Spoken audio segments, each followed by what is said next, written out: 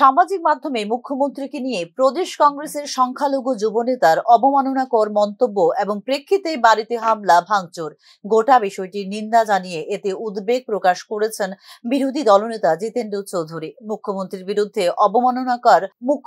বিরুদ্ধে অবমাননাকর মন্তব্য সমর্থন করি না। এক্ষেত্রে আইন অনুযায়ী ব্যবস্থা নিতে পারত পুলিশ, কিন্তু পাল্টা হিসেবে বাড়ি ভাঙচুর এবং কংগ্রেস বিধায়ক নেতৃত্বদের উপর হামলার ঘটনা উদ্বেগের বলে প্রতিক্রিয়া জানিয়েছেন বিরোধী দলনেতা জিতেন্দ্র চৌধুরী। যদি কোনো রাজ্যে কোনো একজন নাগরিক তিনি কংগ্রেসের সমর্থক হন বা বিজেপি বা সিপিআইএম বা যে কেউ,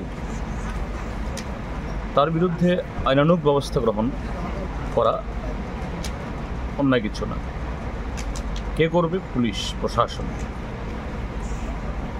কিন্তু সেখানে তার চেয়েও গর্হিত কাজ করছে শাসক দলের আশ্রিত কিছু সমাজ বিরোধী, বাড়িঘর গিয়ে ভাঙছে পুলিশের সামনে। এবং সেদিন গতকাল যদি পুলিশ না থাকতো, সুদীপ রায় বর্মন এবং আশিস সাহার উপরেও দৈহিক আক্রমণ হতো একদম, এটা নিশ্চিত। এই ঘটনা অত্যন্ত উদ্বেগের এবং নিন্দনীয়। এবং যে যুবক মুখ্যমন্ত্রীর বিরুদ্ধে এরকম ভিডিও করেছে, যদি খারাপ বলে থাকে, আমি এটাকেও সমর্থন করছি না, এটা হওয়া উচিত না। কিন্তু তার পাল্টা হিসেবে যা হলো, এটা তো আরও বেশি অন্যায়।